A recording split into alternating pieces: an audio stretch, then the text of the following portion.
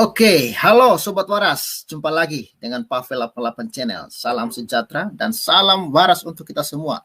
Kali ini kita akan belajar tentang Islamologi seri ke-7 bersama dengan Sufiatul Al-Hayat.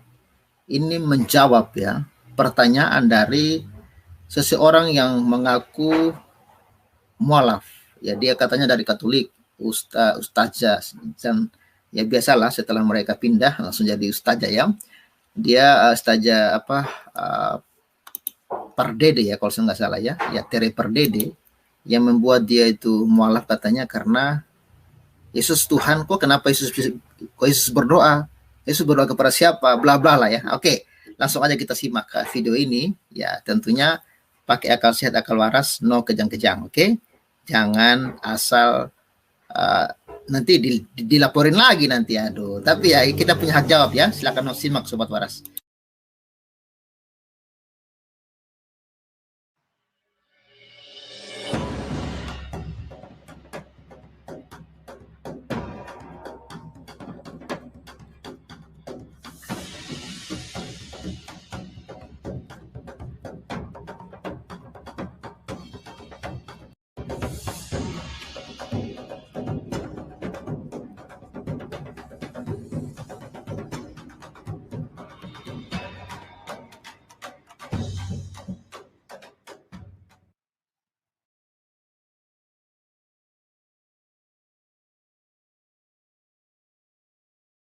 Alright, kita jumpa lagi di Islamologi seri yang ke-6. Kita akan menjawab Bible or Bible. Dan support terus pelayanan Al-Hayat Indonesia, dukung pelayanan Al-Hayat Indonesia sepenuh waktu di Patreon. Dan jangan lupa klik subscribe dan like video Al-Hayat Indonesia. Sekarang kita akan membahas mengenai mengapa Allah berdoa di dalam Quran.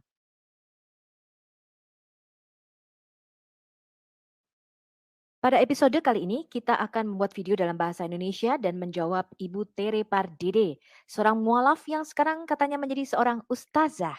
Saya akan bertanya kepada Ibu Tere Pardede, mengapa dan kepada siapa Allah Subhanahu wa Ta'ala berdoa?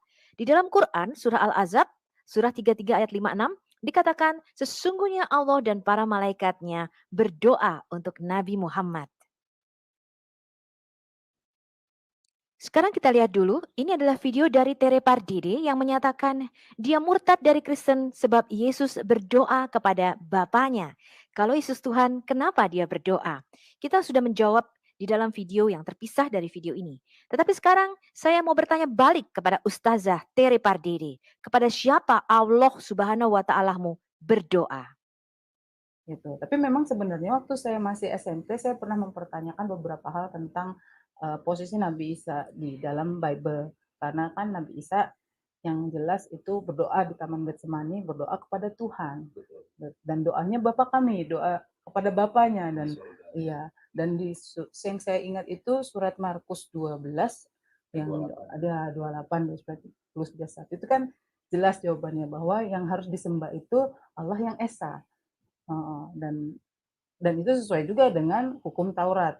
Akulah Tuhan Allahmu di Keluaran 20. Jadi waktu itu ketika saya menyampaikan itu ke guru agama saya, dulu karena saya di kesusteran, saya guru agamanya juga suster, saya tanyakan itu, dan ketika saya tanyakan kenapa Yesus disalib juga malah menanyakan Eloi Eloi lama sabachthani, kata suster saya kurang beriman karena mempertanyakan hal-hal yang di luar jangkauan pemikiran manusia. Sebelum saya mulai pembahasan saya membacakan dulu dari surat Roma pasal yang ke-10. Surat Roma pasal ke-10 ini sangat tepat ditujukan kepada saudara-saudara muslim kita. Paulus menulis demikian, saudara-saudara, keinginan hatiku dan doaku kepada Tuhan ialah supaya kamu, kaum muslimin, diselamatkan. Sebab aku dapat memberi kesaksian tentang kamu, kaum muslimin, bahwa kamu sungguh-sungguh giat untuk Allah, tapi tanpa pengertian yang benar. Sebab oleh karena kamu tidak mengenal kebenaran Allah dan oleh karena kamu berusaha untuk mendirikan kebenaran kamu sendiri, maka kamu tidak takluk kepada kebenaran Allah. Sebab Kristus adalah kegenapan hukum Taurat, sehingga kebenaran diperoleh tiap-tiap orang yang percaya. Inilah keselamatan itu. Sebab jika kamu mengaku dengan mulutmu bahwa Yesus adalah Tuhan dan percaya dalam hatimu bahwa Allah telah membangkitkan dia dari antara orang mati, maka kamu akan diselamatkan. Karena dengan hati orang percaya dan dibenarkan, dan dengan mulut orang mengaku dan diselamatkan. Karena kitab suci berkata, barang siapa yang percaya kepada dia tidak akan dipermalukan. Jadi di dalam Quran, Muslim boleh saja percaya bahwa Yesus seorang nabi, nabi yang suci dan orang yang baik. Muslim boleh percaya Yesus mencelikkan mata orang buta, menyembuhkan orang lepra, bahkan membangkitkan orang mati dari dalam kubur. Tapi iblis menghalangi Muslim dari percaya kepada ketiga hal ini, yaitu bahwa Yesus adalah Tuhan, dia mati bagi dosa-dosa kita, dan pada hari ketiga dia bangkit dari dalam kubur. Sebab ketiga hal ini adalah inti dari Alkitab dan inti dari berita Injil. Sebab jika kita percaya kepada ketiga hal ini, maka kita akan diselamatkan. Dan iblis telah menghalangi Muslim untuk percaya kepada pondasi dasar kekristenan ini, yang mana mereka tidak dapat diselamatkan. Sebab Muslim menentang ketiga hal ini. Ini adalah salah satu kerja daripada iblis. Karena Allah yang satu itu adalah Tuhan dari semua orang, kaya bagi semua orang yang berseru kepadanya. Sebab barang siapa yang berseru kepada nama Tuhan akan diselamatkan. Tetapi bagaimana kaum muslimin dapat berseru kepada Yesus jika mereka tidak percaya kepada dia? Bagaimana mereka dapat percaya kepada dia jika mereka tidak pernah mendengar tentang dia? Bagaimana mereka mendengar tentang Yesus jika tidak ada yang memberitakannya? Dan bagaimana mereka dapat memberitakannya jika mereka tidak diutus? Seperti ada tertulis betapa indahnya kedatangan mereka yang membawa kabar baik atau Injil. Kita akan mulai belajar dari gelar Nabi Muhammad. Nabi Muhammad adalah satu-satunya yang bergelar Sallallahu Alaihi Wasallam. SAW. Gelar Nabi Muhammad adalah Sallallahu Alaihi Wasallam. Frasa Arabik asli setelah nama Muhammad adalah Sallallahu Alaihi Wasallam yang secara literal atau harfiah berarti Allah berdoa atasnya atau berdoa untuknya dan damai atau salam kepada Muhammad. Hal ini didasarkan pada Quran surah Al-Ahzab, Quran surah 33 ayat 56, di mana dikatakan Allah dan para malaikatnya berdoa untuk Nabi, yusalluna alal Nabi. Kenapa Muslim mencoba menyembunyikan hal ini dan mengubah terjemahannya menjadi berkah? Sekarang kita mau meneliti Quran surah Al-Ahzab, Quran surah 33 ayat 56, di mana dikatakan Allah Subhanahu wa taala berdoa untuk Muhammad. Innallaha wa malaikatuhu yusalluna ala nabi. Ya ayyuhallazina amanu sallu alaihi wa sallimu taslimah. Jadi Quran surah Al-Ahzab, surah 33 ayat 56 berkata, sesungguhnya Allah dan para malaikatnya bersalawat atau berdoa untuk Nabi. Wahai orang-orang yang beriman, bersalawatlah kamu untuk Nabi dan ucapkanlah salam dengan penuh penghormatan kepadanya. Akar kata yusallun adalah kata kerja. Akar katanya adalah salah, artinya berdoa atau menyembah. Kata untuk berkah dalam bahasa Arab adalah baraka, sama seperti bahasa Ibrani. Kenapa Allah Subhanahu wa taala berdoa untuk Muhammad? Jika Allah Subhanahu wa taala berdoa, kepada siapa dia berdoa dan apa doanya? Sekarang kalau kita lihat apa kata Nabi Google. Yusalluna, they pray, mereka berdoa. Ini adalah merupakan kata kerja. Pray, berdoa. Say a prayer, mengucapkan sebuah doa. Dan worship atau menyembah. Jadi kata yusalluna dari akar kata salah selalu berarti mereka berdoa atau menyembah. Dan di dalam Quran surah 33 ayat 56 ini melibatkan Allah dan para malaikatnya melakukan tindakan yang sama. Jadi Quran surah 33 ayat 56 terjemahannya secara jujur berarti sesungguhnya Allah dan para malaikatnya berdoa kepada Nabi. Hai orang-orang yang beriman, berdoalah untuknya dan salam baginya. Sekarang kita lihat dulu apa kata Syekh Arab ini mengenai frase sallallahu alaihi wasallam. I want you to listen carefully. Why does Allah pray? And how does Allah pray? What is the reason for Allah praying on Muhammad? Ya Muslimin. Are you interested like me to know? Are you interested why Muslims always say sallallahu alaihi wasallam? What is the reason for it? And why does Allah needs to pray then? Why are Muslims requesting Allah to pray on Muhammad? Don't you want to know? I want to know that. Let us do some investigation. Now, to know what Allah prayer is, we have to go to books like Ibn Kathir.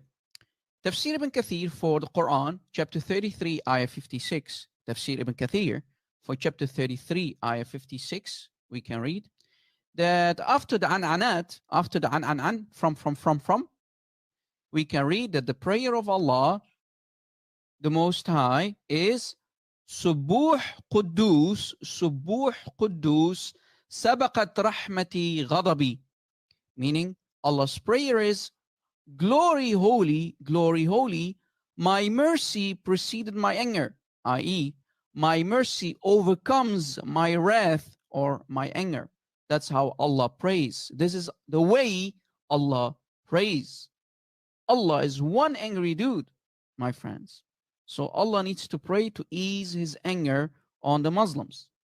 And that's how he prays. يا شيخ ما معنى قولنا صلى الله على نبينا محمد فأنا إلى الآن لا أعلم ما معنى صلى الله على نبينا. زين أعطني سمعك.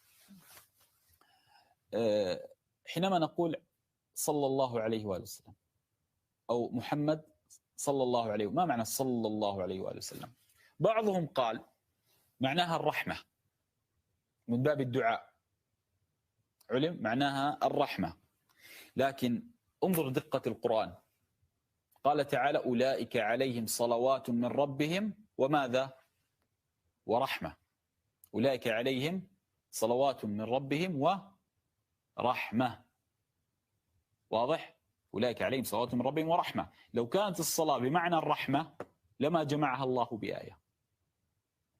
واضح؟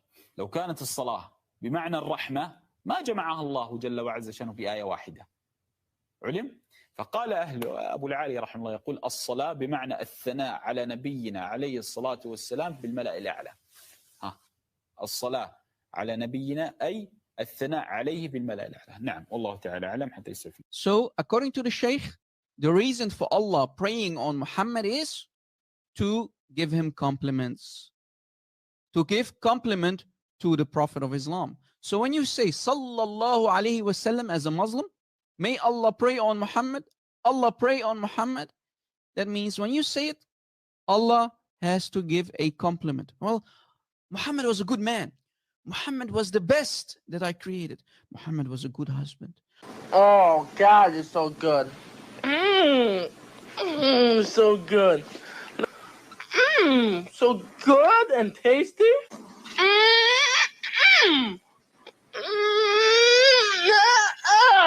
Muhammad was a good prophet. Muhammad is the best. Muhammad, he is the best of the best.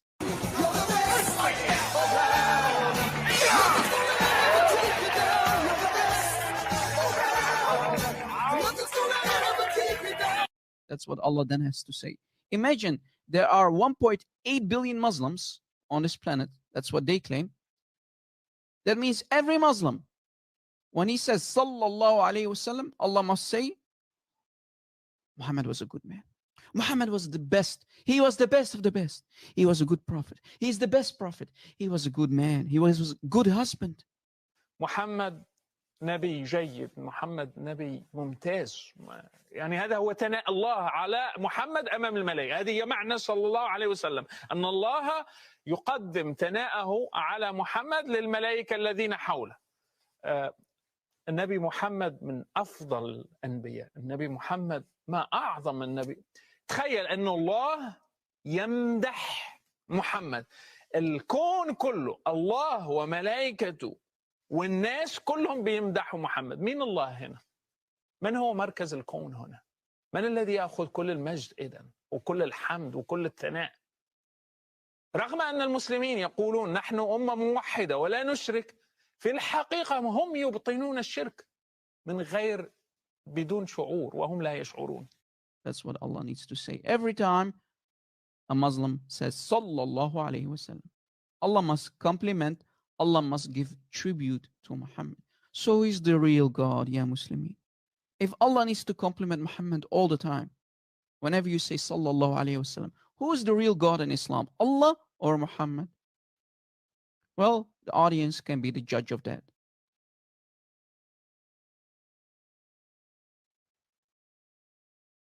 Di dalam hadis juga diceritakan bahwa Allah Subhanahu wa taala memintakan ampun. Kita baca dulu hadisnya. Telah menceritakan kepada kami Muhammad bin Bashishar berkata, telah menceritakan kepada kami Yahya bin Sa'id dan Muhammad bin Ja'far berkata, telah menceritakan kepada kami Syubah berkata, aku mendengar Talah bin Musyarif berkata, aku mendengar Abdurrahman bin Aujasah berkata, aku mendengar Al-Bara bin Azib berkata, aku mendengar Rasulullah Shallallahu Alaihi Wasallam bersabda, Allah dan para malaikatnya memintakan ampun bagi orang-orang yang ada di barisan pertama. Ini maksudnya di dalam barisan sholat ya. Ini adalah Sunan Ibnu Majah nomor 987. Hadis ini juga memiliki penguat. Anda lihat di situ dari Sunan Abu Daud 457, 578, Ibnu Majah 989, Musnad Ahmad ya, dan lain sebagainya. Anda bisa cari referensinya di carihadits.com.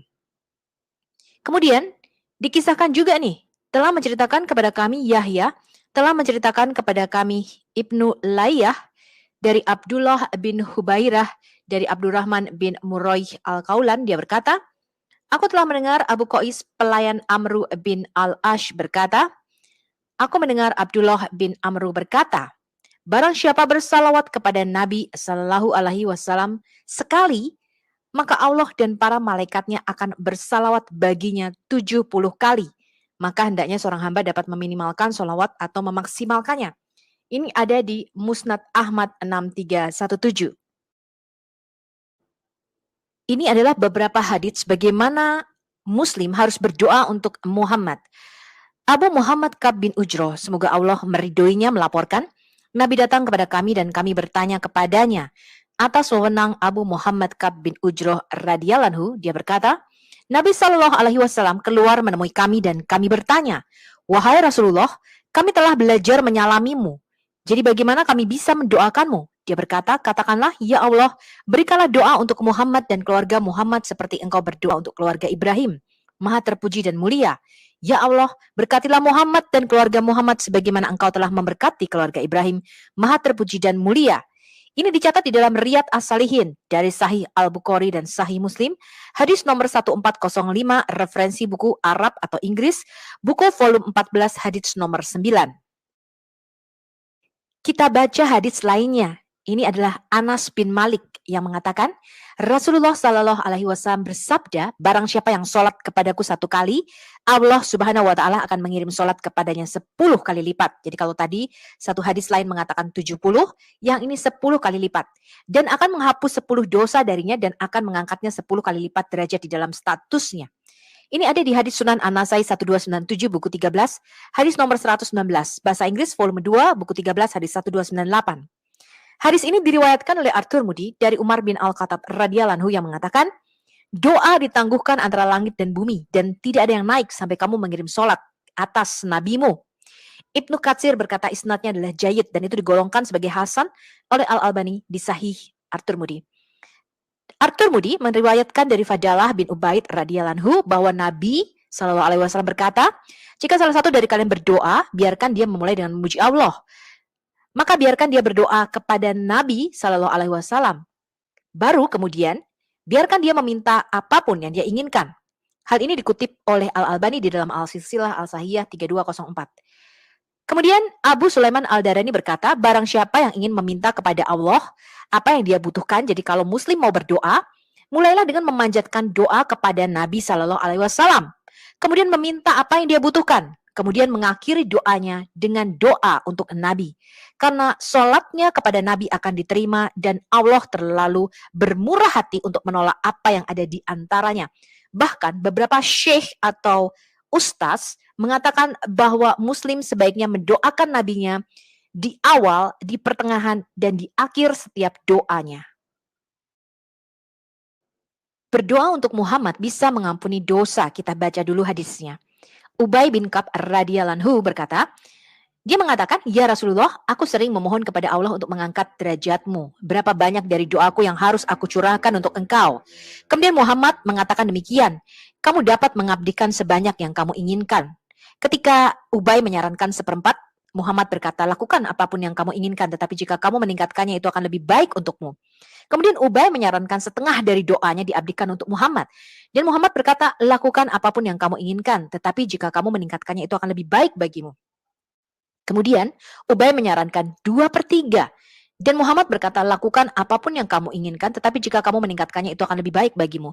Kemudian Ubay mengatakan seperti ini, haruskah saya mencurahkan semua doa saya, memohon Allah untuk mengangkat derajatmu? Maka Muhammad berkata, kemudian kamu akan dibebaskan dari kekhawatiranmu dan dosa-dosamu akan diampuni.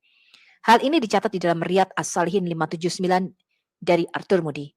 Abu Hurairah meriwayatkan bahwa Rasulullah bersabda, barang siapa yang sholat kepada aku, maka Allah akan sholat kepadanya 10 kali. Dan ini tadi sudah kita baca di dalam Jami' At-Tirmidzi 485 dan Sunan An-Nasai 1296. Dari Anas bin Malik berkata, Rasulullah Shallallahu Alaihi Wasallam bersabda, barang siapa yang mendoakanku 1 kali, maka Allah Subhanahu Wa Taala akan mengirimnya 10 kali lipat. Jadi akan membalas doanya atau akan berdoa bersalawat untuk orang ini 10 kali lipat dan menghapus 10 dosa darinya dan mengangkat derajatnya 10 kali lipat. Ini ada di dalam Sunan An-Nasai 1297. Muhammad membuat dirinya adalah pusat dari alam semesta. Adalah keharusan atau wajib. Saya ulangi. Adalah keharusan atau wajib untuk mengirim sholawat atau doa kepada Nabi setiap kali seseorang mendengar namanya yang diberkati. Nabi berkata, semoga orang itu dihinakan jika ketika nama saya disebutkan di hadapannya, dia tidak mengirim doa kepada saya. Dan ini ada di dalam At-Tirmidzi. Jika nama Nabi disebut berulang-ulang dalam suatu pertemuan atau perkumpulan, maka harus sholawat 1 kali saja dan akan membebaskan orang itu dari kewajibannya. Tetapi tetap dianjurkan untuk mengucapkan doa setiap kali nama Nabi disebutkan. Ulama menyatakan bahwa Rasulullah Sallallahu Alaihi Wasallam membalas salam bagi mereka yang hadir di kuburannya dan mereka yang jauh. Perbedaannya hanyalah bahwa Rasulullah katanya mendengar orang yang membaca salawat di depan kuburannya. Sedangkan salawat yang dibacakan dari jauh akan disampaikan kepadanya dari malaikat. Rasulullah bersabda, Allah memiliki malaikat yang berkeliling di bumi untuk menyampaikan salam dari umatku. Ini dicatat di dalam Sunan An-Nasai. Muhammad adalah satu-satunya nabi yang butuh untuk didoakan. Kita baca dulu dikisahkan oleh Awas bin Awas. Nabi Muhammad berkata, di antara hari-harimu yang paling baik adalah hari Jumat. Di hari itu Adam diciptakan. Di hari itu dia meninggal. Di hari itu trompet terakhir akan ditiup dan di hari itu akan diteriakkan. Jadi Muhammad meramalkan bahwa akhir zaman akan terjadi pada hari Jumat. Jadi perbanyaklah doa kepadaku pada hari itu. Karena doa-doamu akan dikabulkan kepadaku. Kemudian orang-orang itu heran dan bertanya kepada Muhammad, ya Rasulullah, bagaimana mungkin doa-doa kami akan diberikan kepadamu sementara tubuhmu membusuk? Maksudnya Muhammad sudah mati. Bagaimana mungkin dia bisa mendengar doa-doa? Kemudian Muhammad menjawab, Allah Ta'ala melarang bumi memakan jenazah para nabi. Jadi dari sinilah makanya Muslim tidak langsung menguburkan jenazah Muhammad ketika Muhammad mati, tetapi menunggu 3 hari kemudian. Setelah jenazahnya biru dan membusuk, kemudian Abu Bakar mengatakan bahwa kalian harus mengubur jenazah Muhammad karena dia membusuk dan berbau seperti manusia lainnya. Anda bisa baca juga riwayat bagaimana matinya Nabi Muhammad di dalam hadits. Hal ini tercatat di dalam Sunan Abi Dawud 1047, buku 2, hadis nomor 658. Inggris referensi ada di buku 3, hadis 1042.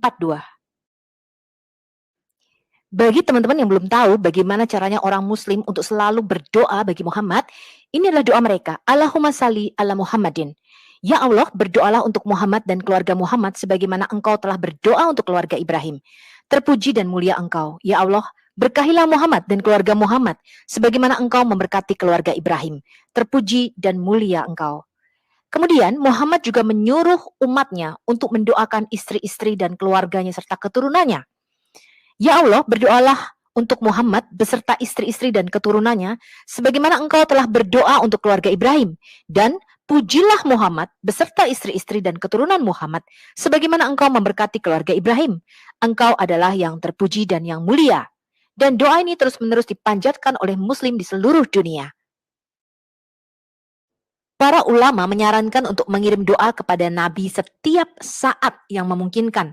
Para ulama menyatakan bahwa ada waktu-waktu tertentu yang dianjurkan secara khusus.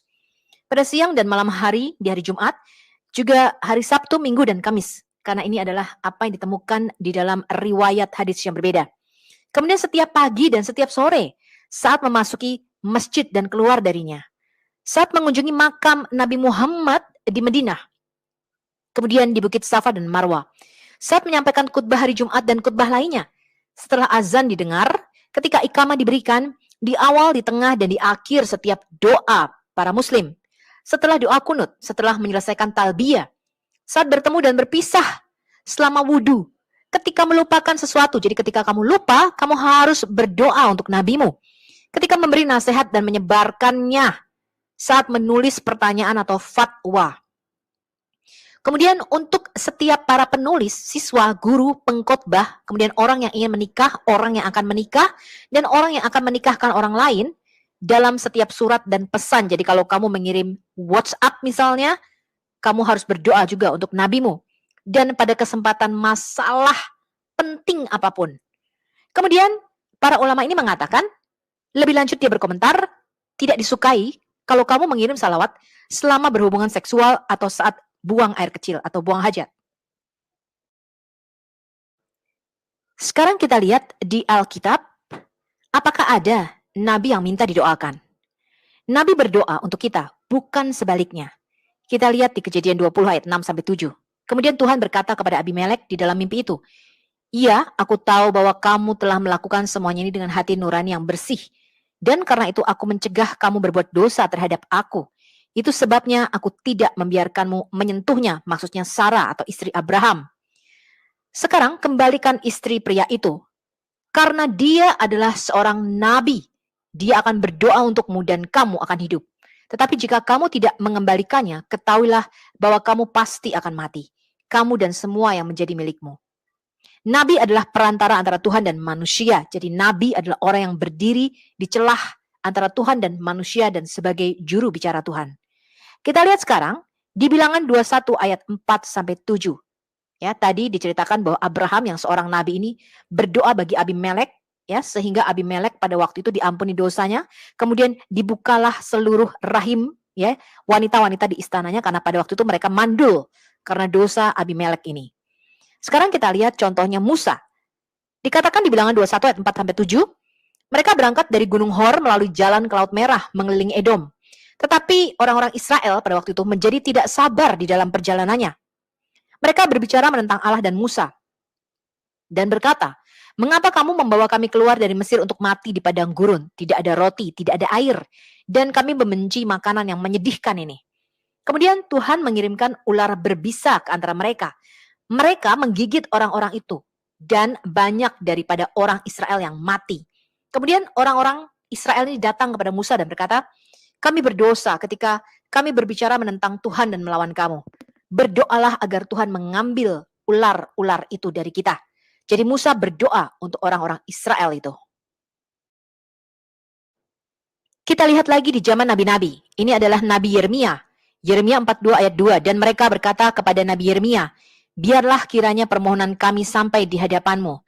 Berdoalah untuk kami kepada Tuhan Allahmu untuk seluruh sisa-sisa bangsa ini. Sebab dari banyak orang hanya sedikit saja kami yang tinggal, seperti yang kau lihat dengan matamu sendiri." Sekarang kita lihat Nabi Samuel. 1 Samuel 12 ayat 18-19. Lalu berserulah Samuel kepada Tuhan. Maka Tuhan memberikan pada hari itu guruh dan hujan. Sehingga sangat takutlah seluruh bangsa itu kepada Tuhan dan kepada Samuel. Berkatalah seluruh bangsa itu kepada Samuel, "Berdoalah untuk hamba-hambamu ini kepada Tuhan Allahmu, supaya jangan kami mati. Sebab dengan meminta raja bagi kami menambah dosa kami dengan kejahatan ini." Yesus tidak pernah meminta pengikutnya untuk berdoa baginya. Yesus berdoa untuk kita. Dia menjadi mediator dan imam besar bagi kita. Anda bisa baca di Roma 8 ayat 34, Ibrani 7 ayat 25, 1 Yohanes 2 ayat 1, bahwa Yesus bersyafaat bagi kita. Masuk akal, ya, karena Yesus sekarang hidup dan ada di surga. Jadi kita bisa melihat dari Alkitab tidak ada nabi yang pernah meminta pengikutnya untuk mendoakan mereka. Karena tidak ada nabi yang memiliki gelar sallallahu alaihi wasallam selain Muhammad Hanya Muhammad yang memiliki gelar ini. Muslim membuat hal ini khusus bahwa Allah hanya memberikan doa kepada Muhammad. Tetapi bagi orang-orang yang cerdas, ini menjadi pernyataan yang tidak masuk akal. Ini hanyalah salah satu contoh bagaimana Muhammad membuat dirinya setara dengan Tuhan di dalam Quran. Kalau kita baca di Quran surah Al-Ahzab, surah 33 ayat 56, arti harafiahnya, sesungguhnya Allah dan malaikat-malaikatnya menghujani Nabi dengan doa. Frasa bahasa Arab asli yang diucapkan di dalam Quran surah 33 ayat 56 adalah yusalluna, yang merupakan kata kerja atau kata verbal dari akar kata salat dalam bentuk tunggal dan salawat dalam bentuk jamak. Dan salat itu berarti berdoa atau beribadah atau menyembah. Oleh karena itu terjemahan yang jujur dari surah 33 ayat 56 ini melibatkan Allah di dalam tindakan yang sama dengan para malaikatnya, yaitu salah atau berdoa. Pernyataan ayat ini sangat merusak teologi dunia Islam. Pertanyaan sederhana kami kepada umat Islam adalah, kepada siapa Allah berdoa? Apakah dia berdoa kepada dirinya sendiri atau ada Tuhan lain di atasnya yang dia sembah? Gagasan tentang Tuhan berdoa ini tidak masuk akal. Sebenarnya kita tahu dari Quran bahwa Allah tidak hanya berdoa untuk Muhammad, tetapi Allah juga berdoa untuk semua muslim yang beriman. Sekarang kalau kita lihat, ini adalah Quran surah Al-Baqarah, surah 2 ayat 157. Ulaika alaihim salawatun mirabihim warrahmah, wa ulaika humul muhtadun. Mereka itulah orang-orang yang mendapat doa-doa atau salawatun dari Tuhan dan rahmat-rahmat atau rahmatun dari Tuhan mereka. Dan mereka itulah orang-orang yang mendapat petunjuk. Salawatun adalah kata jamak dari salah yang berarti doa-doa. Jadi Allah Subhanahu wa Ta'ala terus-menerus berdoa untuk orang-orang Muslim. Ini adalah ayat yang jelas bahwa Allah Subhanahu wa Ta'ala berdoa tidak hanya untuk Muhammad, tetapi juga untuk semua Muslim yang beriman. Quran surah Al-Ahzab, surah 33 ayat 43. Di sini ada kata huwalas yusali alaikum. Dialah yang mendoakan, yusali. Dialah yang mendoakan kamu atau berdoa bagi kamu dan para malaikatnya. Jadi Allah Subhanahu wa Ta'ala yusali, berdoa untuk kamu bersama dengan para malaikatnya, agar dia mengeluarkan kamu dari kegelapan kepada cahaya yang terang, dan dia maha penyayang kepada orang-orang yang beriman. Muslim menyisipkan interpretasi yang berbeda dari kata salah ketika mengacu pada Tuhan. Mereka mengatakan ini berbeda untuk malaikat atau untuk orang percaya, tetapi kata salah selalu berarti memohon doa. Dan fakta bahwa kata ini digunakan di dalam kalimat yang sama melibatkan Allah dan para malaikatnya melakukan tindakan yang sama. Konteksnya sama di dalam kalimat ini. Sekarang kita mau menyelidiki Islam lebih dalam lagi. Apa yang didoakan oleh Allah dan benarkah Allah itu berdoa? Ini adalah Riyadh As-Salihin atau The Meadows of the Righteous. Riyadh As-Salihin adalah kompilasi hadits seorang ulama Muslim terkenal, Al-Nawawi, yang hidup tahun 1233-1277 dari Damaskus. Ini adalah kumpulan ayat-ayat Al-Quran penting bersama dengan hadits tambahan untuk menjelaskan arti sebenarnya. Al-Nawawi melaporkan kompilasinya di dalam buku ini di halaman 241, bab keutamaan ilmu.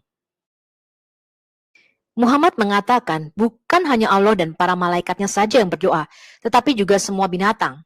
Kita baca ini adalah hadis nomor 1387.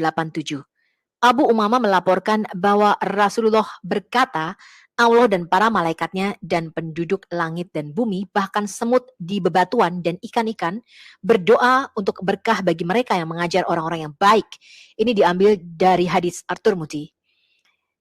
Diterjemahkan oleh Aisyah Buli dari Riyadh As-Salihin atau The Meadows of the Righteous, kitab pengetahuan halaman 241, bab keunggulan pengetahuan. Kemudian hadis nomor 2685, Abu Umamah Al-Bahili meriwayatkan, dua orang disebutkan di hadapan Rasulullah. Salah satunya adalah seorang ahli ibadah dan yang lainnya seorang alim ulama atau cendekiawan. Maka Rasulullah bersabda, keutamaan seorang alim atas orang yang beribadah adalah seperti keutamaanku atas orang yang paling hina di antara kalian. Kemudian Rasulullah bersabda, sesungguhnya Allah dan para malaikatnya, penghuni langit dan bumi, bahkan semut di lubangnya, bahkan ikan mengucapkan sholat kepada orang yang mengajar manusia untuk berbuat baik. Ini adalah hadis Hasan. Abu Isa berkata, hadis ini adalah Hasan Garib Sahih. terjemahan bahasa Inggris dari Jami At-Tirmidzi, disusun oleh Imam Hafiz Esa Muhammad Ibn Isa At-Tirmidzi dari hadis nomor 2606 hingga 3290, diterjemahkan oleh Abu Khalil Hadis. Ini adalah versi American. Hadis yang diedit dan dirujuk oleh Hafiz Abu Tahir Zubair Alizai, ditinjau akhir oleh Bagian Riset Islam Darussalam, penerbit dan distributor Darussalam, edisi pertama November 2007, volume 5, bab 19. Dikatakan apa yang telah terjadi ini berkaitan mengenai keistimewaan fikih di atas penyembahan, halaman 80.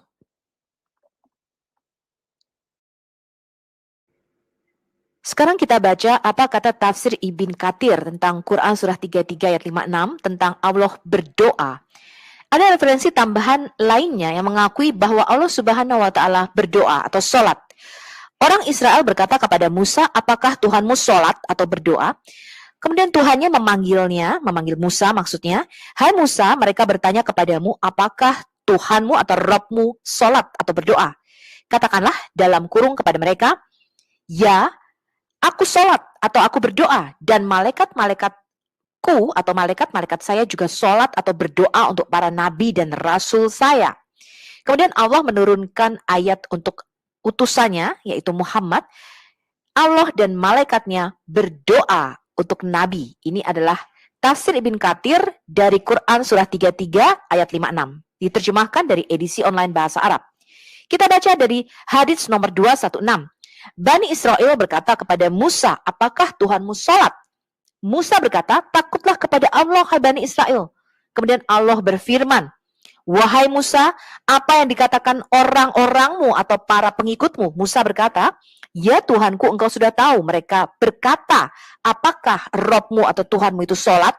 Kemudian Allah Subhanahu wa taala berfirman, "Beritahu mereka, sholatku atau doaku untuk hambaku adalah agar rahmatku mendahului kemarahanku.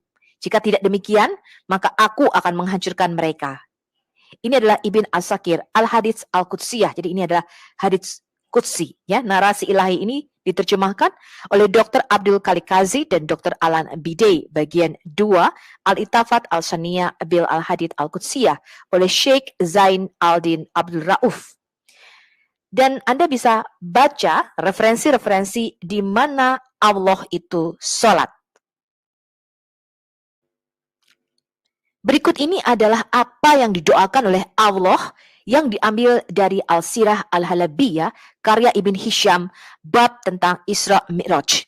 Jadi diceritakan pada waktu Muhammad Isra Mi'raj di dalam mimpinya, dia naik ke langit ke-7, kemudian Jibril mengatakan, "Tunggu sebentar. Allahmu atau Tuhanmu sedang sholat atau sedang berdoa." Kemudian Muhammad berkata, "Wahai Jibril, apakah Tuhanmu sholat?" Jibril menjawab, "Ya." Saya berkata, maksudnya Muhammad, apa yang dia doakan atau apa yang dia katakan? Kemudian inilah yang Jibril katakan. Jibril berkata, "Kemuliaan kudus, Tuhan para malaikat dan roh, belas kasihanku mengalahkan murkaku." Qala wa masalatuhu. Qala yakulu sebuah kudus Rabi al-malaikat wal ruah sebakat rahmati gadabi. Jadi apakah Allah Subhanahu wa taala berdoa di dalam Islam? Iya, itu jelas dari Quran dan hadits dan dari sumber-sumber Islam lainnya dari para ulama. Bahkan mereka memberitahu Anda apa yang Allah katakan di dalam doanya. Jadi Allah ini adalah seorang Tuhan yang pemarah, sehingga dia harus terus-menerus berdoa supaya belas kasihannya mengatasi amarahnya. Jika tidak, maka Allah akan menghancurkan umat muslim dengan kemarahannya. Sekarang kita akan cek kata salah atau sholat atau doa menurut kamus daripada Islam. Apa yang membuat ini agak menakjubkan adalah bahwa menurut sumber-sumber Islam, kata-kata salawat atau sholat mengacu pada ibadah dan pemuliaan. Ibn Al-Athir di dalam kamus bahasa Arab yang sangat terkenal, Al-Nihayah fi Gharib Al-Athar, telah menjelaskan kata salah sebagai berikut. Al-salah dan al-salawat digunakan untuk jenis ibadah tertentu. Arti kata literalnya adalah permohonan, supplication atau doa. Kadang-kadang salah disebut dengan menyebutkan salah satu atau lebih dari bagian-bagiannya. Dikatakan juga bahwa asal kata secara harafiah adalah memuliakan dan ibadah khusus yang disebut salah. Karena itu berarti memuliakan Tuhan. Ini adalah arti kata salah 19 Mei 2001. Tetapi Muslim hari ini mereka ingin menafsirkan berbeda. Artinya ketika Allah salat berbeda dengan malaikat salat atau berbeda dengan kata Muslim ketika mereka salat. Kalau kita melihat penggunaan kata sholat atau kata sholat di dalam Quran tidak pernah berarti berkat ataupun rahmat, tetapi selalu berarti penyembahan atau doa. Kata salat dan salawat, kedua kata ini digunakan di dalam Al-Quran untuk menunjukkan penyembahan atau doa yang diperintahkan untuk diberikan kepada hamba-hamba Allah. Kita baca dulu nih Al-Baqarah ayat 238. Jagalah dengan ketat dalam kurung 5 wajib as-salawat, terutama salat tengah, ya, salat wusta, yaitu salat azhar yang terbaik, dan berdirilah di hadapan Allah dengan ketaatan dalam kurung dan jangan berbicara dengan orang lain selama salat. Dan sebagian orang Badui beriman kepada Allah dan hari akhir dan mengambil apa yang mereka keluarkan untuk persembahan yang mendekatkan mereka kepada Allah dan doa-doa Rasul atau wasalawati al-rasuli. Sesungguhnya mereka adalah persembahan bagi mereka. Dan Allah akan memasukkan mereka ke dalam rahmat-Nya. Allah Maha Pengampun, Maha Penyayang. Ini di At-Taubah ayat 99. Kemudian di surat yang sama, ayat 103 kita baca, ambillah dari kekayaan mereka persembahan sukarela untuk menyucikan mereka dan membersihkan mereka dengan itu.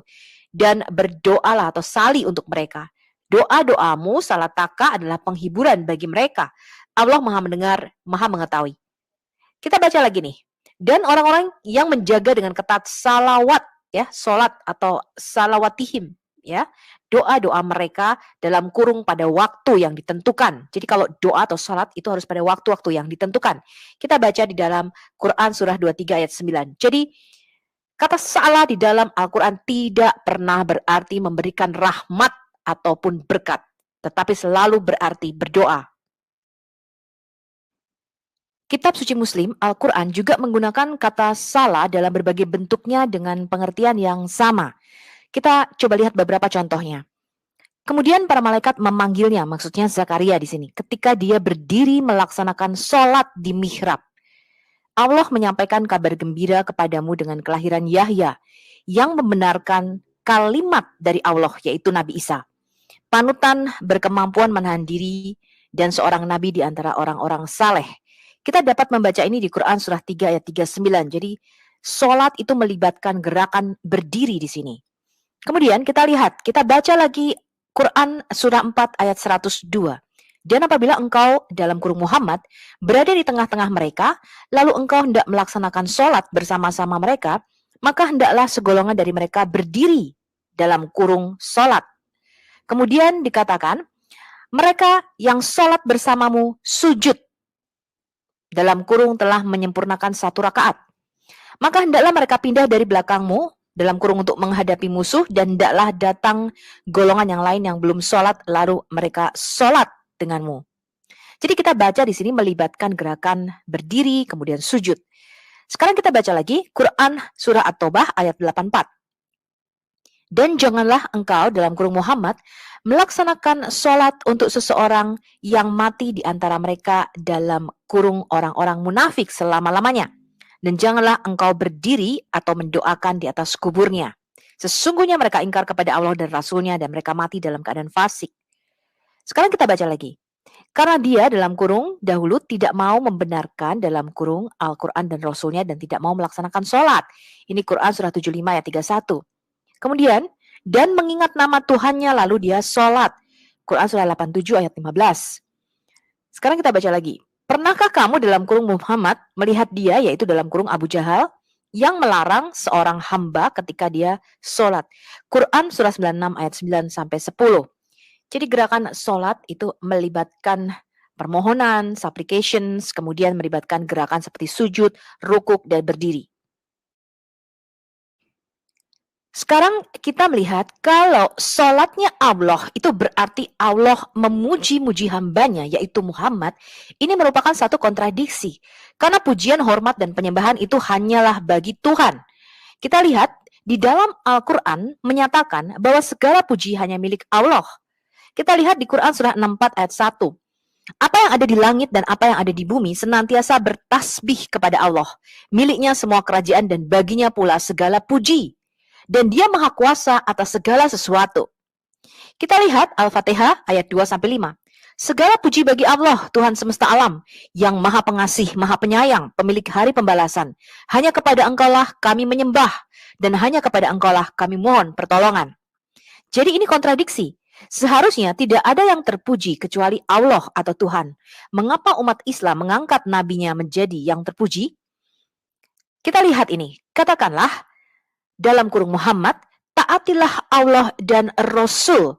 Jika kamu berpaling, ketahuilah bahwa Allah tidak menyukai orang-orang kafir. Ini ada di Quran surah 3 ayat 32. Kemudian dikatakan lagi, taatlah kepada Allah dan Rasul agar kamu diberi rahmat. Quran surah 3 ayat 1-32.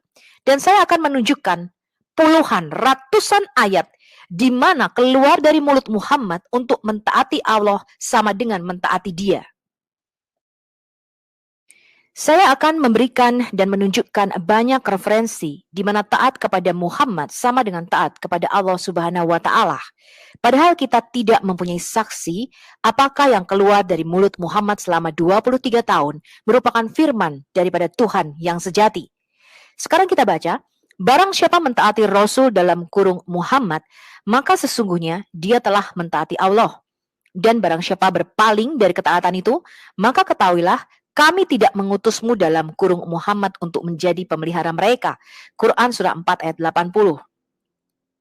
Dan taatlah kamu kepada Allah dan taatlah kamu kepada Rasul serta berhati-hatilah.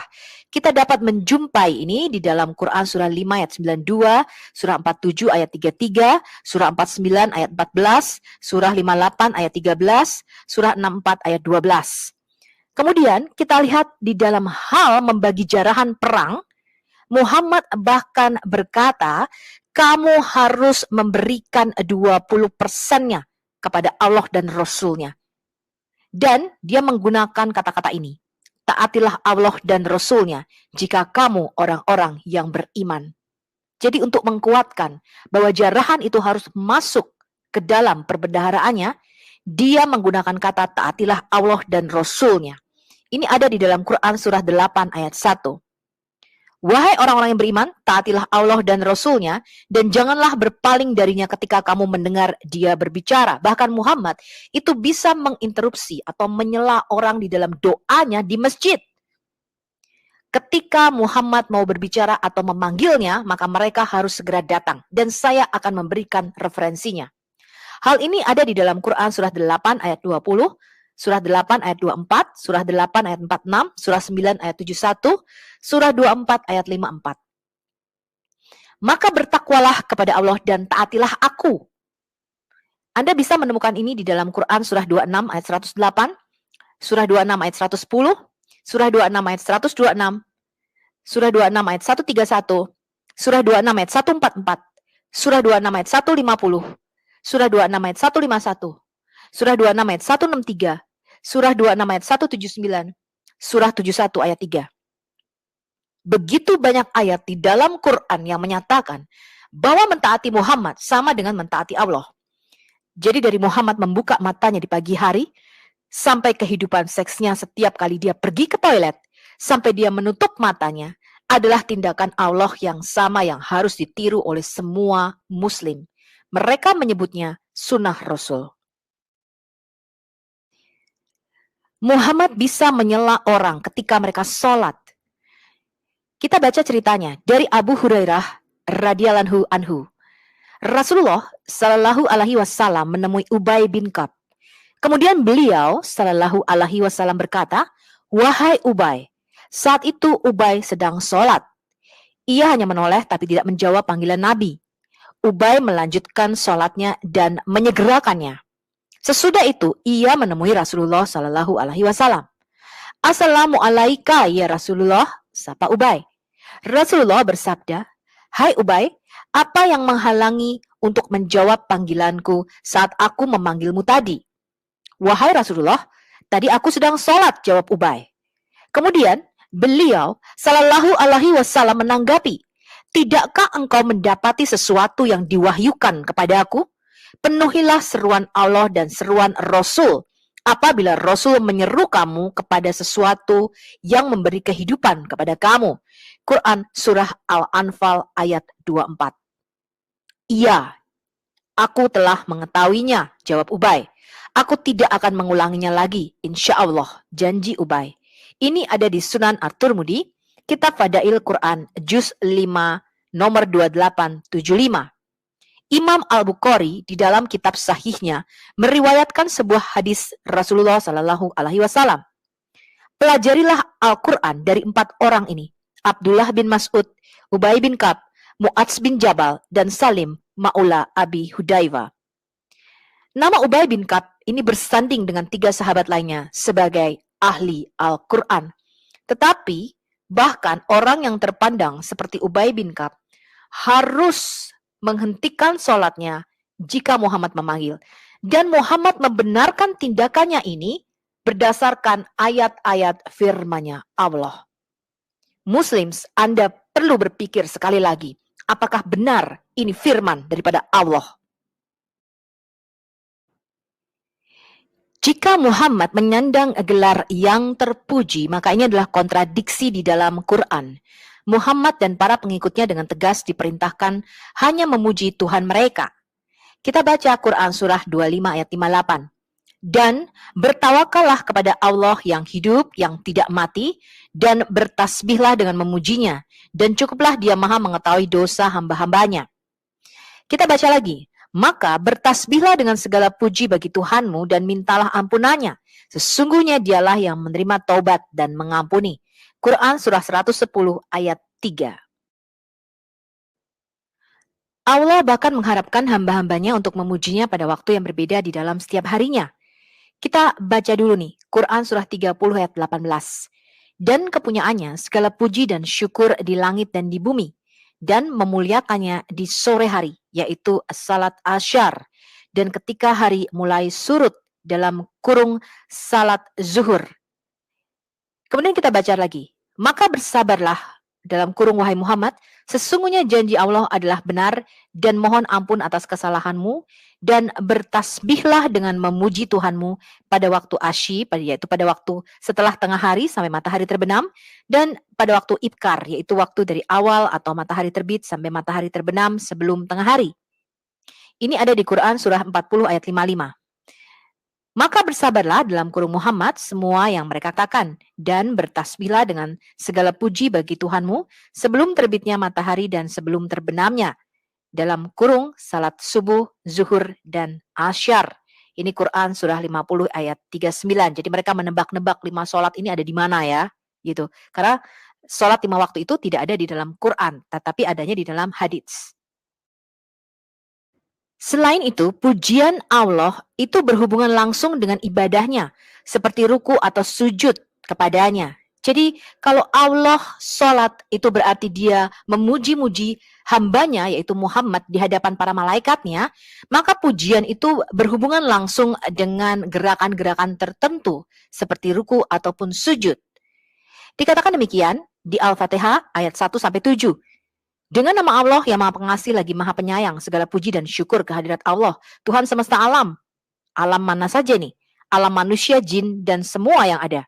Yang Maha Pengasih lagi Maha Penyayang, satu-satunya pemilik atau satu-satunya hakim yang memerintah hari pembalasan, yaitu hari kebangkitan.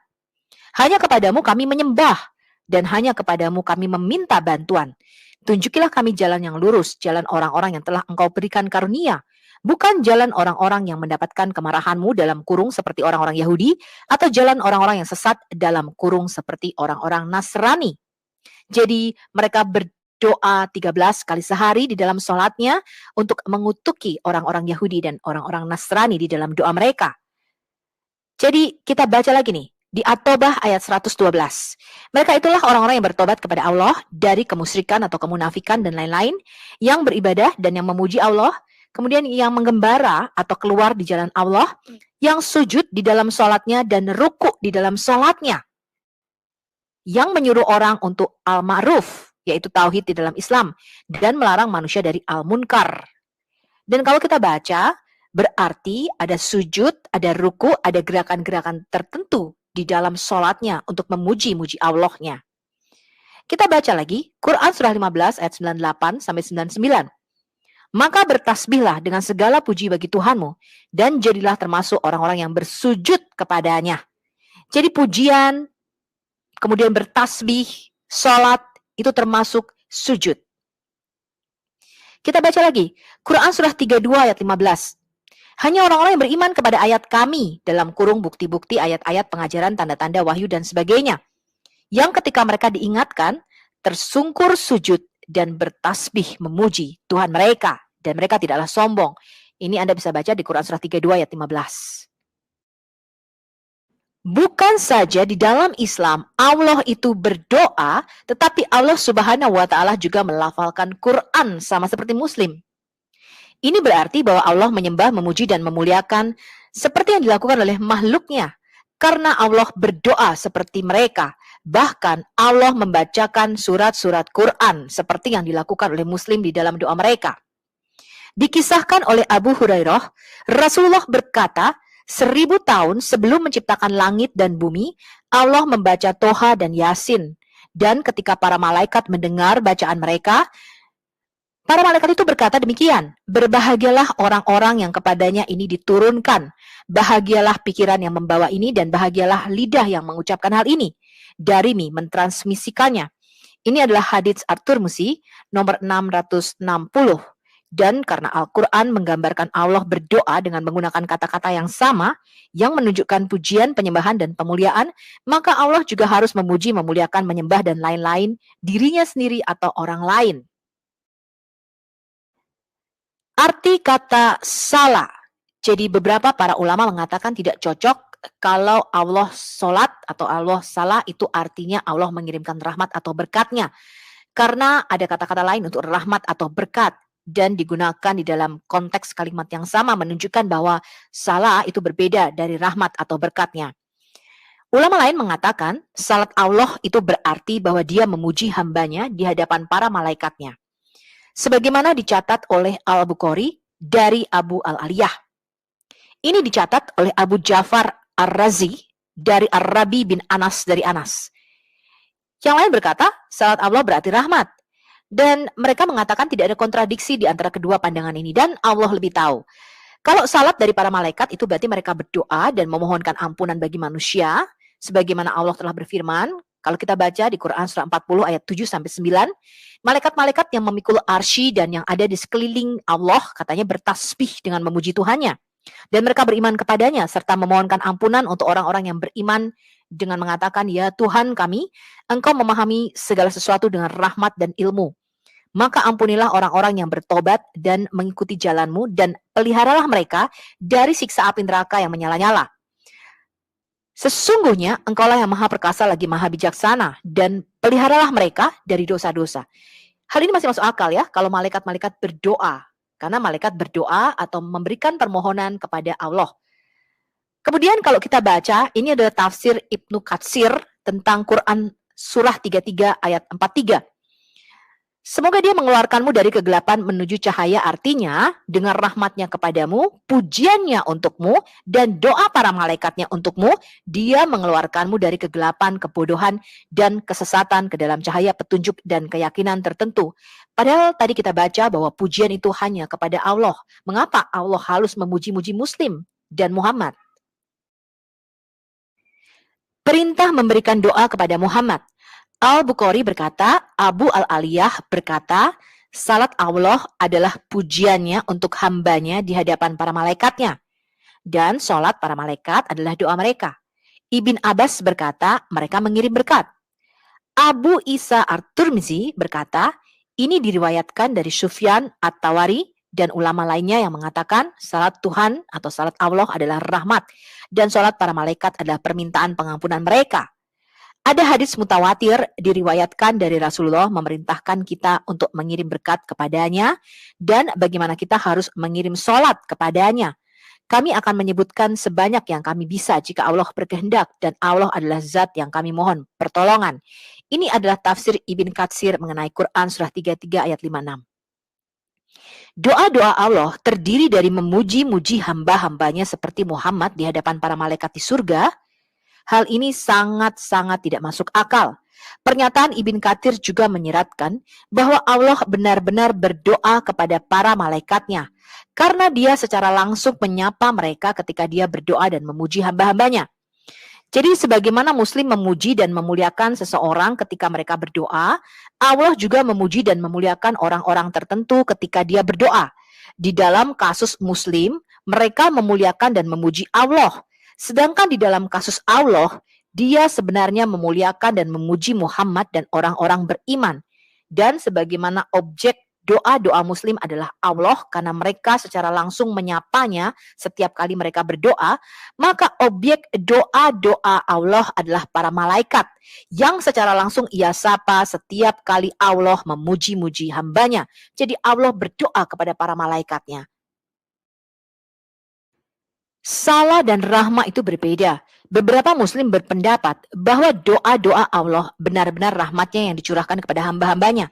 Dengan kata lain, ketika Quran mengatakan bahwa Allah berdoa, itu berarti bahwa Allah menunjukkan belas kasihannya. Masalahnya dengan pernyataan ini adalah bahwa kitab suci Muslim membedakan antara doa-doa Allah dan rahmatnya.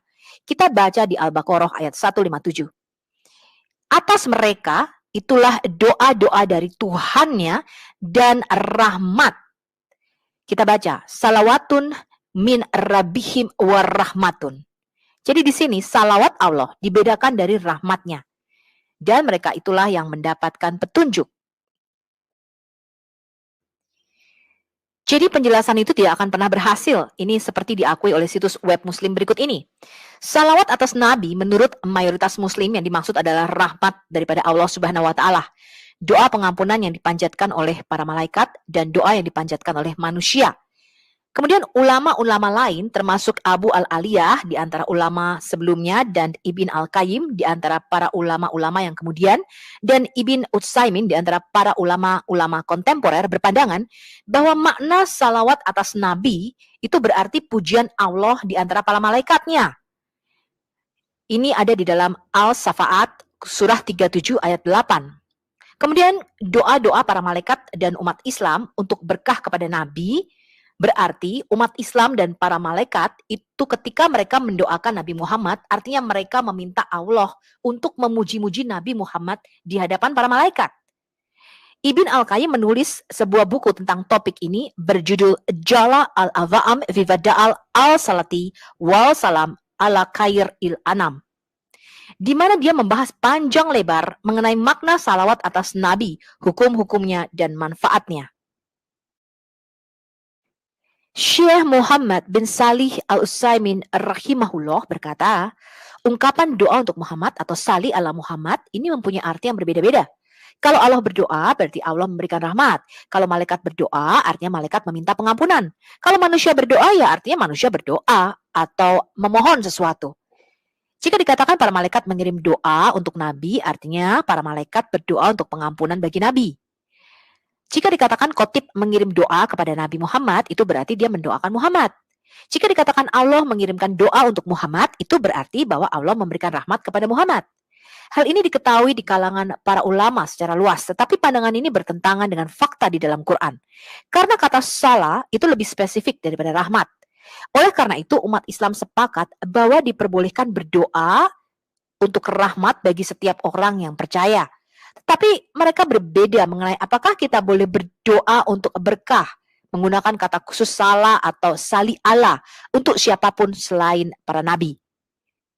Jadi, kata salah di sini jika diartikan sebagai rahmat, maka tidak ada perbedaan di antara keduanya. Dan sebagaimana kita berdoa memohon rahmat untuk seseorang, kita juga dapat meminta sali untuk orang lain. Tapi ternyata Muslim tidak sepakat mengenai hal ini.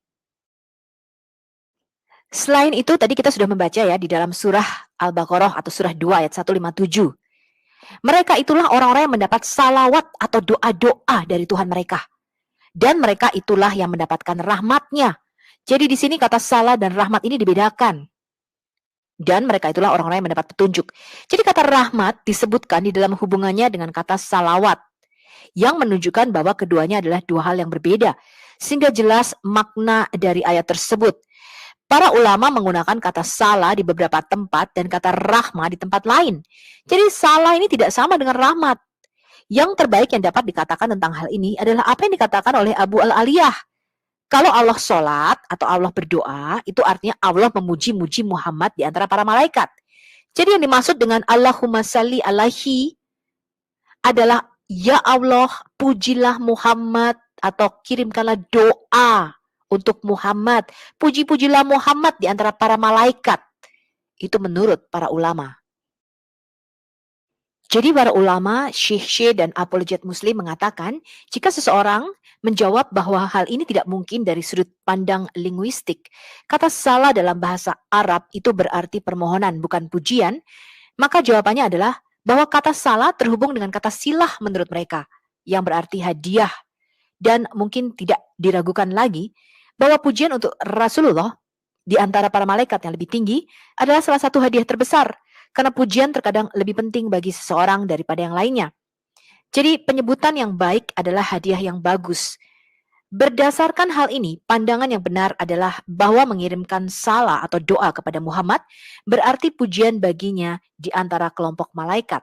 Hal ini ada di dalam Al-Sara Al-Mumti, volume 3, halaman 163-164, arti salawat dan salam atas Nabi, Fatwa nomor 69944. Situs lainnya mendefinisikan doa-doa Allah sebagai berkatnya yang dia berikan kepada hamba-hambanya. Ini juga salah, karena ada kata berkah yang bisa digunakan oleh para penyusun Al-Quran jika yang mereka maksudkan adalah bahwa Allah benar-benar memberkati dan bukan berdoa, yaitu kata barakah. Kita lihat contohnya, ini Quran surah 7 ayat 137. Dan kami menjadikan suatu kaum yang dianggap lemah, dalam kurung tidak diperhitungkan, sebagai pewaris negeri-negeri baik di timur maupun di barat, yang kepadanya kami turunkan berkah atau baraknah. Kita lihat Quran surah 11 ayat 73. Mereka berkata, apakah kamu heran dengan ketetapan Allah, rahmat Allah dan berkahnya atasmu, rahmatu alahi wa barakatuhu alaikum. Jadi di sini dikatakan rahmat Allah dan berkatnya itu dibedakan. Faktanya hadis sebenarnya membedakan antara kata sholatnya Allah dengan kata barakahnya Allah. Di dalam tafsirnya tentang ayat ini, Al-Bukhari mencatat bahwa Ka'b bin Ujrah pernah mengatakan demikian. Ya Rasulullah, sehubungan dengan mengirim salam kepadamu, kami tahu tentang hal ini. Tetapi bagaimana dengan salat? Kemudian Muhammad mengatakan demikian, katakanlah, ya Allah kirimkan salammu atau doamu kepada Muhammad dan atas keluarga Muhammad sebagaimana engkau mengirimkan salammu atau doamu atas keluarga Ibrahim. Sesungguhnya engkau adalah yang maha terpuji lagi maha mulia. Ya Allah limpahkan rahmatmu atas Muhammad dan atas keluarga Muhammad sebagaimana engkau mengirimkan rahmatmu atas keluarga Ibrahim. Sesungguhnya engkau maha terpuji lagi maha mulia. Imam Ahmad mencatat bahwa Ibn Abi Layla berkata bahwa Ka'b bin Ujrah bertemu dengannya dan mengatakan hal ini. Maukah aku memberimu hadiah? Rasulullah keluar menemui kami dan kami bertanya, ya Rasulullah, kami tahu bagaimana mengirim salam kepadamu, tetapi bagaimana kami bisa mengirim sholat kepadamu? Kemudian dikatakan hal seperti tadi. Jadi Muhammad membedakan antara salah atau doa dengan rahmat. Hal ini dicatat di dalam rantai periwayat dan narasi yang berbeda-beda. Ini adalah tafsir Ibnu Katsir tentang Quran surah 33 ayat 56. Kita lihat hadis lainnya. Al-Bukhari mencatat bahwa Abu Sa'id Al-Khudri berkata, kami mengatakan dan bertanya, ya Rasulullah, ini adalah salam untukmu, tetapi bagaimana kami mengirim sholat untukmu? Muhammad mengatakan demikian, katakanlah, ya Allah, kirimkan salammu kepada Muhammad, hamba dan rasulmu, sebagaimana engkau mengirimkan salammu atas keluarga Ibrahim, dan limpahkan salawatmu atas Muhammad dan atas keluarga Muhammad, sebagaimana engkau limpahkan salawatmu atas keluarga Ibrahim. Abu Salih meriwayatkan bahwa Laid berkata demikian. Atas Muhammad dan atas keluarga Muhammad sebagaimana engkau mengirimkan berkatmu atas keluarga Ibrahim. Ibrahim bin Hamzah mengatakan bahwa Ibn Abi Hashim dan Ad-Darawardi mengatakan bahwa Yashid, yaitu Ibn Al-Had berkata, sebagaimana engkau limpahkan salawatmu atas Ibrahim dan limpahkan salawatmu atas Muhammad dan keluarga Muhammad, sebagaimana engkau kirimkan salawatmu atas Ibrahim dan keluarga Ibrahim. Hal ini juga dicatat di dalam beberapa hadis oleh An-Nasai dan Ibn Majah. Jadi jelas di sini dibedakan antara doa dengan rahmat. Ada banyak hadis-hadis lainnya yang meriwayatkan hal yang sama. Contohnya, Imam Ahmad meriwayatkan dari Abu Humaid As-Saidi bahwa mereka bertanya, "Ya Rasulullah, bagaimana kami bisa mengirimkan sholat kepadamu?" Kemudian Muhammad mengatakan hal yang sama. "Katakanlah, ya Allah, kirimkanlah salamu kepada Muhammad dan istri-istri dan keturunannya, sebagaimana engkau mengirimkan salamu kepada Ibrahim. Dan limpahkan salawatmu atas Muhammad dan istri-istri dan anak-anaknya, sebagaimana engkau mengirimkan salawatmu atas keluarga Ibrahim. Sesungguhnya engkau maha terpuji, lagi maha mulia." Hadis lain mencatat demikian, bahwa Abu Mazud Al-Ansari mengatakan, ini dari Sahih Muslim, "Kami datang kepada Rasulullah dan kami bersama Sa'd bin Ubadah. Bashir bin Sa'd bertanya kepadanya, Allah telah memerintahkan kami untuk mengirim sholat kepadamu. Ya Rasulullah, bagaimana kami bisa mengirim sholat kepadamu? Rasulullah terdiam begitu lama sehingga kami bertanya, dia tidak menanyakan hal itu kepadanya. Lalu Rasulullah berkata demikian, katakanlah, ya Allah, kirimkan salamu kepada Muhammad dan atas keluarga Muhammad, sebagaimana engkau mengirimkan salamu atas keluarga Ibrahim. Dan limpahkan salawatmu atas Muhammad dan atas keluarga Muhammad, sebagaimana engkau mengirimkan salawatmu atas keluarga Ibrahim di antara semua manusia. Sesungguhnya engkau maha terpuji lagi maha mulia. Dan salam itu seperti yang sudah kamu ketahui. Ini dicatat di dalam semua hadis, baik di dalam Abu Dawud, An-Nasai, At-Tirmidzi, dan Ibn Jarir. At-Tirmidzi berkata, itu hasan sahih. Di dalam narasi di atas, Muhammad membedakan antara kata salat dan baraka. Dengan demikian menunjukkan bahwa kedua kata ini tidak memiliki arti yang sama. Tadi kita sudah menyelidiki perbedaan antara kata salah dengan rahmah. Sekarang kita akan menyelidiki apakah kata salah dengan baraka sama atau berbeda. Allah menjelaskan keutamaan nabinya dengan terlebih dahulu mendoakan salawat atas Muhammad. Jadi Allah berdoa untuk Muhammad. Dan kemudian doa para malaikatnya dan memerintahkan hamba-hambanya yaitu orang-orang muslim untuk berdoa atau bersalawat dan mengirim salam untuk Nabi Muhammad. Abu Bakar bin Furak meriwayatkan bahwa salah seorang ulama menafsirkan perkataan Muhammad seperti ini. Sejuknya mataku ada di dalam sholat, artinya sholatnya Allah, kemudian sholat para malaikatnya, dan sholat semua umat muslim di dalam menanggapi perintah Allah sampai pada hari kebangkitan. Jadi doa para malaikat dan manusia adalah permohonan bagi Muhammad, kemudian doa Allah adalah rahmatnya bagi Muhammad. Dikatakan bahwa mereka berdoa, berarti mereka memohon berkah atau barakah. Namun ketika Nabi Muhammad mengajari orang-orang untuk sholat bagi Muhammad, dia membuat perbedaan antara kata sholat atau doa dengan barakah atau berkah. Dan kami akan kembali ke makna doa pada dirinya nanti. Ini diambil dari Qadiyat Musa al-Yahsubi, Muhammad Messenger of Allah, Ashifa of Qadiyat. Diterjemahkan oleh Aisyah Abdurrahman Bule, Madinah Press, Inverness, Scotland, UK 1991, cetak ulang ketiga, paperback. Bagian 1. Perkiraan nilai nabinya dinyatakan di dalam kata dan tindakan. Bab 1. Puji Tuhan dan keagungan untuknya. Bab 8. Tentang Allah memerintahkan makhluknya untuk berdoa bagi Nabi, melindunginya dan menghapus hukuman karena dia, halaman 25. Kemudian kita baca lagi nih.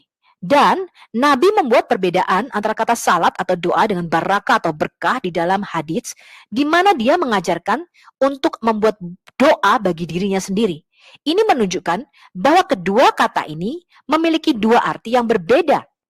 Kita lihat ini adalah bagian kedua tentang hak-hak yang dipunyai Nabi. Bab 4, sholat kepada Nabi dan meminta kedamaian untuknya, dan kewajiban melakukannya dan keutamaannya. Bagian 1, makna sholat untuk Nabi, halaman 250. Salama Al-Kindi berkata, Ali biasa mengajari kami berdoa kepada Nabi Muhammad sebagai berikut. Ya Allah yang menyebarkan bentangan datar dan menciptakan langit, limpahkan doamu yang mulia. Berkatmu yang semakin bertambah dan kasih sayang kelembutanmu kepada Muhammad. Jadi Ali menyuruh Allah untuk berdoa untuk Muhammad. Ali juga mengatakan tentang doa pada Nabi di dalam ayat berikut ini. Allah dan para malaikatnya berdoa untuk Muhammad atau berdoa pada Nabi Muhammad. Quran Surah Al-Ahzab, Quran Surah 33 ayat 56. Di dalam pelayanan dan ketaatanmu ya Tuhanku, doa-doa Allah yang baik dan penyayang, para malaikat yang dekat, yang benar, para syuhada, para salihun, dan segala yang mengagungkanmu, ya Tuhan semesta alam atas Muhammad ibn Abdullah. Ini ada di bagian keempat tentang tata cara sholat Nabi dan sholawat Nabi, halaman 257. Kemudian yang menarik adalah sebagai berikut.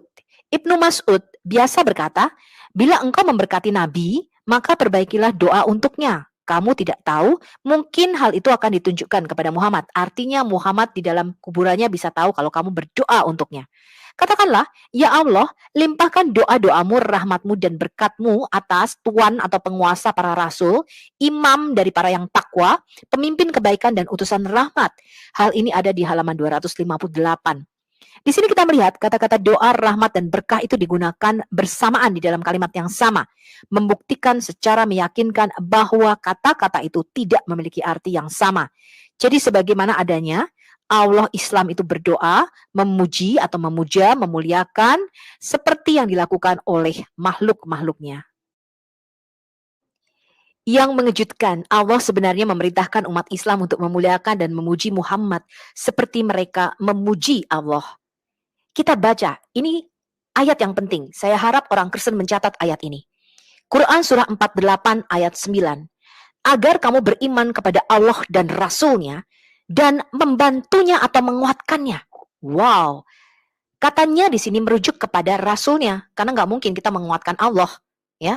Kemudian diperintahkan untuk menghormatinya dan supaya kamu dapat menyatakan keagungannya atau memuliakannya pagi dan petang. Jadi umat muslim disuruh memuliakan Muhammad pagi dan petang. Anteseden terdekat untuk semua kata ganti adalah Rasulnya. Yang berarti bahwa umat Islam sedang dinasehati untuk tidak hanya membantu Muhammad, tetapi juga untuk menghormati dan memuliakan Muhammad siang dan malam. Pengarang ayat ini telah menulis sedemikian rupa sehingga mereka akhirnya menjadikan Muhammad sebagai objek pujian, penyembahan, dan pemuliaan. Dikatakan demikian, agar kamu manusia beriman kepada Allah dan Rasul-Nya dan memuliakannya dan menguatkannya. Ini adalah semua kata salah yang ada di dalam Quran. Musalla, salat, tusalli, yusalli, yusalluna, salu, musallina, dan sebagainya. Anda bisa baca sendiri referensinya di situ, sudah kita kasih di layar. Pemeriksaan yang cermat dari semua bagian ini menunjukkan bahwa kata-kata seperti salat, salawat, sali, dan sebagainya selalu mengacu pada permohonan atau berdoa, terutama di dalam konteksnya menyembah kepada Allah. Quran tidak pernah menggunakan kata-kata ini untuk berarti berkah atau rahmat. Oleh karena itu, kecuali ada beberapa alasan kontekstual yang kuat untuk menyarankan sebaliknya, kita harus berasumsi bahwa ketika kata-kata yang sama ini digunakan untuk merujuk kepada Allah, ini berarti bahwa Allah juga sedang beribadah dan berdoa. Hal ini menjadi semakin jelas ketika kita mempertimbangkan teks-teks Quran berikut ini. Dialah maksudnya Allah Subhanahu wa Ta'ala yang berdoa atau yusali untukmu dan malaikatnya juga untuk mengeluarkanmu dari kegelapan menuju cahaya karena Dia adalah penyayang bagi orang-orang yang beriman. Quran surah Al-Ahzab ayat 43. Kita baca di ayat 56-nya di Quran surah yang sama. Sesungguhnya Allah dan malaikat-malaikatnya berdoa untuk Nabi. Inna Allaha wa malaikatuhu yusalluna ala Nabi. Wahai orang-orang yang beriman, doakan dia, salu, dan sapa dia dengan salam. Menurut kedua ayat-ayat ini, baik Allah dan para malaikatnya terlibat di dalam tindakan salah yang sama. Karena tidak ada muslim yang meragukan bahwa salah malaikat berarti malaikat berdoa, yaitu malaikat berdoa kepada Allah untuk Muhammad dan orang-orang yang beriman. Oleh karena itu, mereka seharusnya tidak memiliki masalah melihat bahwa salah Allah juga harus berarti doa. Adalah murni angan-angan dari pihak muslim yang ingin berargumentasi bahwa salah atau salawat Allah tidak dan tidak dapat berarti bahwa Allah berdoa, tetapi benar-benar mengacu pada berkah atau rahmat yang Dia turunkan. Ketika di dalam kedua ayat ini, Quran surah 33 ayat 43 dan 56 menerapkan kata salah untuk Allah dan malaikatnya di dalam konteks yang sama persis. Fakta bahwa salah digunakan untuk Allah dan para malaikatnya di dalam konteks yang sama menyangkal pernyataan bahwa kata tersebut berubah makna, sehingga dalam kaitannya dengan Allah salah benar-benar berarti berkat atau rahmatnya yang Dia berikan. Sedangkan mengacu pada malaikat itu berarti mereka berdoa, karena konteksnya sama, artinya juga harus sama.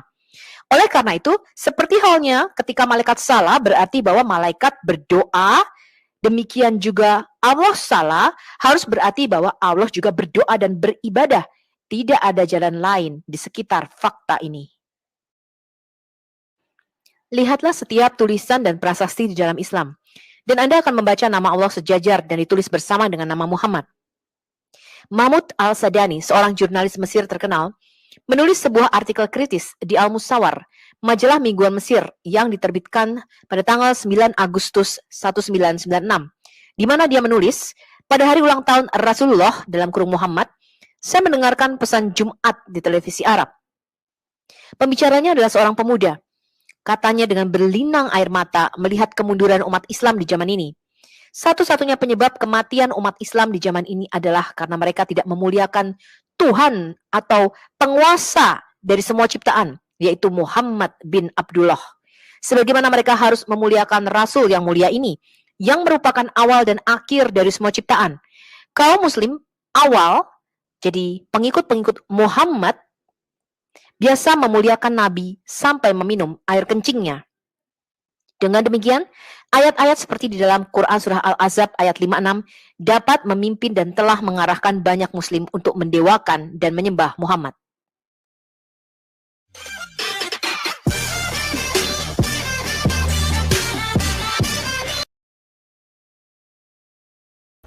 Wow, ini penjelasan yang sangat menarik ya dari Ibu Sufiatul. Ya, jangan lupa ya untuk subscribe channelnya Ibu Sufiatul, Al-Hayat Indonesia Channel. Cari aja langsung nongol itu sobat-sobat ya. Jadi jangan lupa dong untuk like lalu viralkan video ini supaya mereka waras ya, dan kita berharap mereka bisa bertobat dan menerima Yesus Kristus sebagai Tuhan dan Juru Selamat. Oke sobat, thank you. Salam sejahtera, salam waras, Tuhan berkati. Salam.